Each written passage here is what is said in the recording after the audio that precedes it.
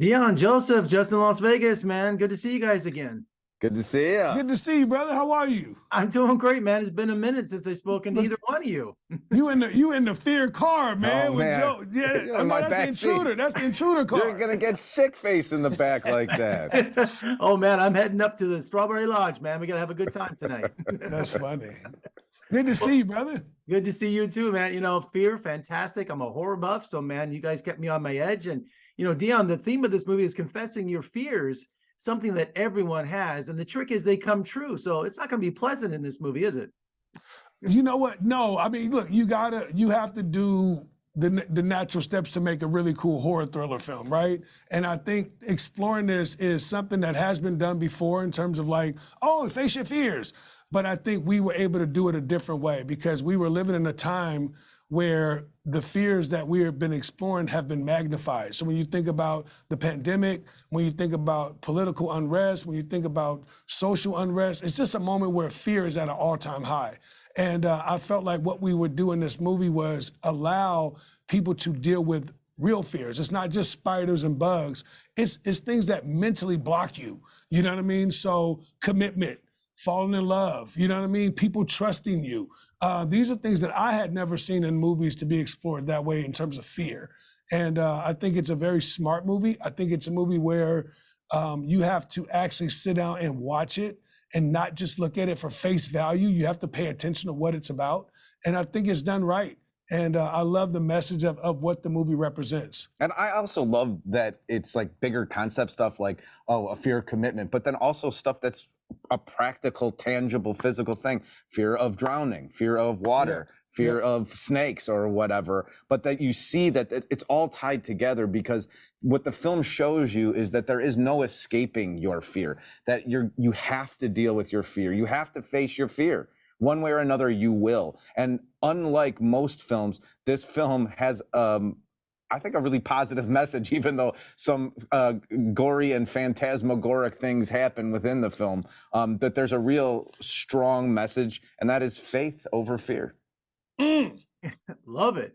And, you know, Deon, it wouldn't be a horror film if we didn't have, you know, guess the expendable characters and how they meet their demise. And you set that up at the campfire scene. So it's like place your bets. But was it something that fun to write a film like this? Like you come up with the characters and their fears and how we're going to get rid of each one of them? Yeah, man, it was fun to do it. It was a really, it was an experience I will always have as a filmmaker. I think the closest experience I've had to making a movie like this probably was making The Intruder with Joseph and Michael Ealy and Megan, in terms of like just being very quick, very thorough, making something that we know audiences want to see. But this movie was made for $1 million. So what was interesting about the film was to be able to pull off some of those gags in an hour or 2 hours. You know what I mean? Stunts, drowning people, pulling them downstairs. I mean, these are 2 takes. You know what I mean? So a little bit was super fun, but then on the other side, it was very technical and it took a lot of focus from me to be able to deliver that much content in 14, 15 days. Well, I was going to say, you know, Deon, casting Joseph here, I think of him as a street smart, tough guy, like from Power.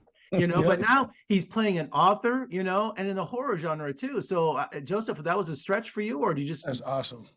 Yeah, I don't think, you know, I'm lucky enough that I've been in this industry for 37 years now. So I've had the luxury, and I grew up in the city of Chicago and was a theater nerd. So I've been able to play a lot of different roles throughout my life.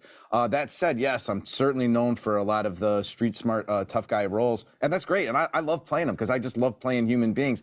But Deon, who's become a dear, close friend of mine, knows me, who I am, and was able to see different aspects that are true of my life and explore them through the character of Ram. And that is a guy who loves history, a guy who does read a lot, a guy who's interested in the historical bits and pieces of a place.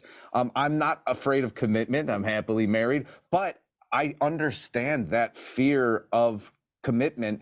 And then that brings me to what one of Deon's biggest fears are, and that is time. And did I use the time right? Am I using the time right?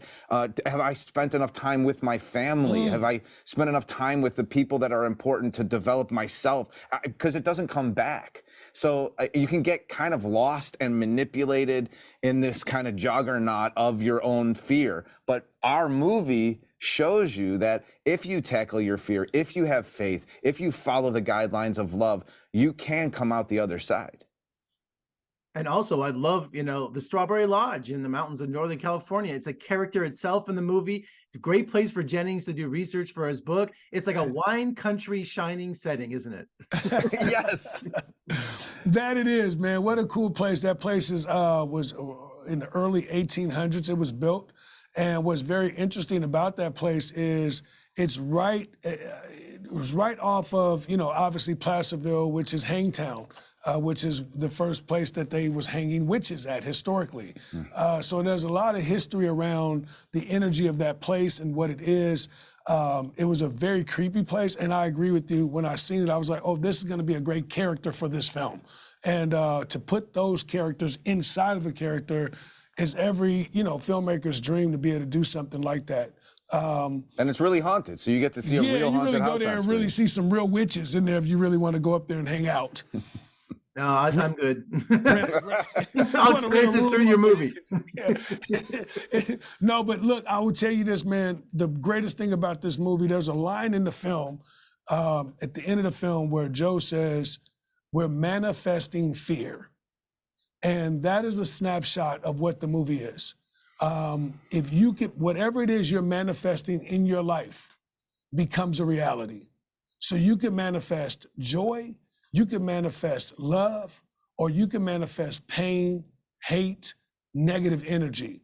Whatever is being fed to you, it's important for you to actually manifest something positive.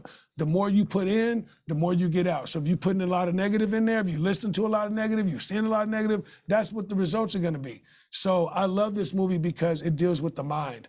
A lot like The Shining. The Shining is obviously something no one in the world could touch, but we are able to use elements of what that movie meant to us. You know what I mean? So I love the fact that we were able to make some hints of hallway shots, mind-boggling ideas, thoughts, horror concept, but then at the same time, it all deals with the mind. And playing with reality, exactly, like The Shining does. Like, did that just happen?